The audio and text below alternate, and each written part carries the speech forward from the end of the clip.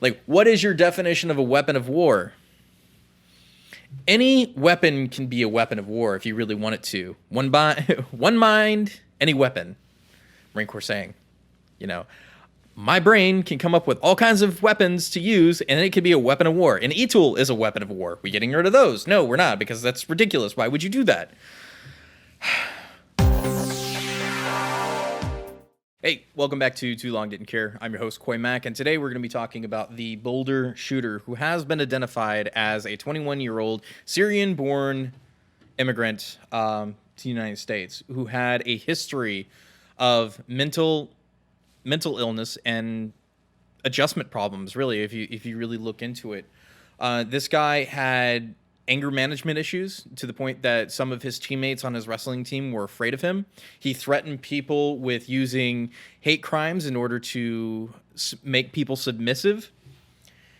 And he was arrested for assault charges. And not only that, he had ISIS sympathies to begin with on his social media, and completely anti-American and anti-Trump, anti all these other things you can say, and was very into the woke, Islamophobia, PC culture. That this dude was just unhinged. He's a maniac, and I'm not surprised that he shot up the place, because people have been locked in their homes for an entire year, and you think that the likelihood of an incident like this happening after so many people have had issues with mental health and depression for the last year, after being locked in their houses and being locked away from people, and or people that already have antisocial behavioral issues, are now coming out back into the world and expect everybody to just adjust appropriately.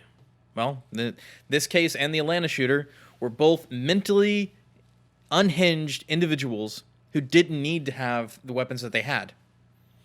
There are always... This is one of the things that makes me mad about the media, is the fact that there are always signs that somebody is mentally unstable, somebody who is violent and extreme, before they commit these atrocities, before they commit mass shootings. There are warning signs. There are always warning signs. People don't just wake up one day and go, you know what? I'm going to go to the mall and I'm going to shoot up the place. It doesn't happen.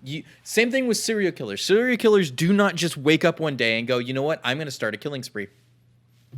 No, it doesn't happen like that. Normal people do not work like that. We don't just wake up one day and decide to massacre people. That's not how the world works. That's not how psychology works. There are warning signs, and we always miss this, but we always want to blame the weapons, and then we want to blame the United States and society for the problem. One thing we can blame society for is not keeping track of each other. Not keeping track of people that have these mentally ill people, not keeping track of them and not getting them help that they need in a timely manner. There are warning signs, and if you're not paying attention to your friends and your family, and you're not paying attention to the people around you, you will miss those. And it leads to stupid things like this. Same thing with Boulder. I mean, not Boulder, but Atlanta. This guy was unhinged. He had a tendency. He had warning signs that he was unhinged and that he needed help. Same thing with this guy. He had anger management issues, and people were afraid of him before he owned weapons and before he went out and committed this atrocity. This is why we need to focus on the fact that people with mental illness need to be taken care of.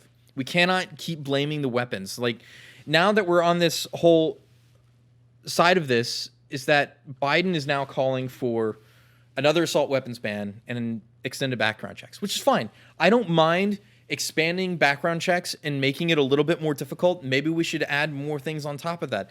I'm a populist in that matter. I think the right to keep and bear arms should not be infringed, but there are some caveats there. When people are insane people who do not deserve to have them in the first place. It's hard. It's hard being a constitutionalist and wanting absolutely everything. It's hard to be a libertarian and want absolutely all the things. I wish I could have a tank. I wish I could legally own a tank or cannons or any of the other things. But there are caveats to certain things, especially when it comes to weapon systems. We have to have a little bit of common ground. I don't think banning assault weapons, as they call them, is going to work. It never worked. It's not going to work. If anything, it's just going to give the cartels another thing that they can bring up from the border to sell to people, because it only affects people who follow the law. People who don't follow the law, like people that go insane and kill a bunch of people, are not going to follow the law. They're going to keep doing things illegally. You know, buying a rifle and using it in a massacre, not legal. I'm sorry, it's not. You can't just do that. But there's also warning signs, and we have systems in place to catch people like this. We just do not use them. We can fix the systems we already have to make it easier to catch and find people who are unhinged before they commit violent acts. We can use those things. We should have better communication between the Nixon system, right? The military, the federal government, all these things, so that we know when people commit crimes, violent crimes, that should not own weapons before they are able to get those. There are loopholes we can fix, but banning is not going to work. Neither is a buyback program, which Kamala Harris, it's a terrible way of putting it, Kamala Harris and her aides are absolutely for mandatory buybacks, which isn't going to work, because that's just like telling all these first-time gun owners who just bought their Gucci $800 rifles that they can only get $200 for the thing that they bought because it's mandatory. You have to give it back, but now you're at a loss.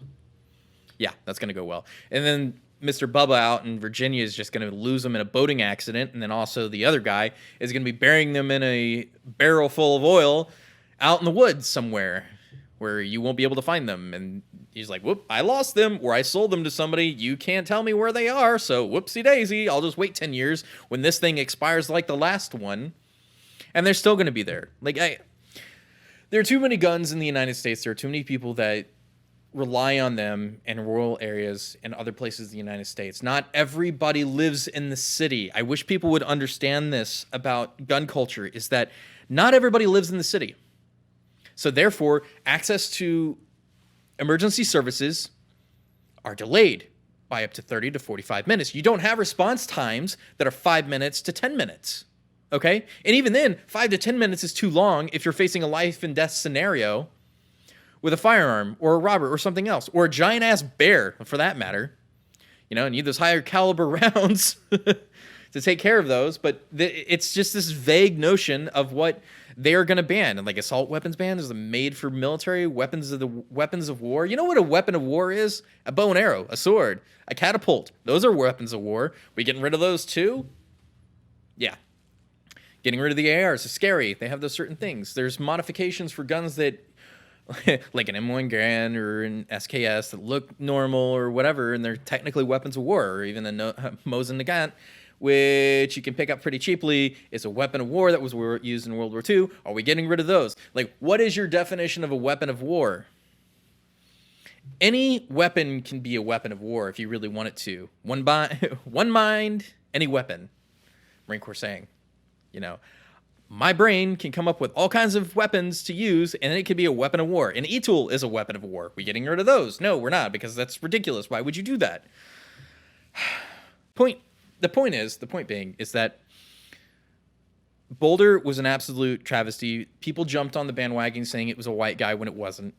He is an unhinged lunatic that would have found another way to do that, just like we've seen in attacks in Nice where they use giant trucks to run people over. People that are unhinged and mentally unsound will find ways to kill people, just like serial killers kill people without those types of weapons. And there, to me, that's a more dangerous one, is the people you never catch because they've been killing one person at a time for years and been going on for decades now, and they're just missing. People are just missing. And there are serial killers running around right now still doing all that stuff. But nope, let's focus on the guys that are just doing these one-time massacres that get arrested or killed on the spot, and then blame all the law-abiding citizens for their guns. No. It doesn't work like that, and it's not going to work like that. People need to pay attention that this is just another excuse to push their agenda. Boulder could have been stopped if people actually listened to the warning signs of people around them. If, like, there are warning signs with anyone who is mentally unhinged and will commit acts of violence. They don't just wake up one day. Anyway, that's been too long. Didn't care. I'll see you next time. According to your Facebook page, we aren't friends.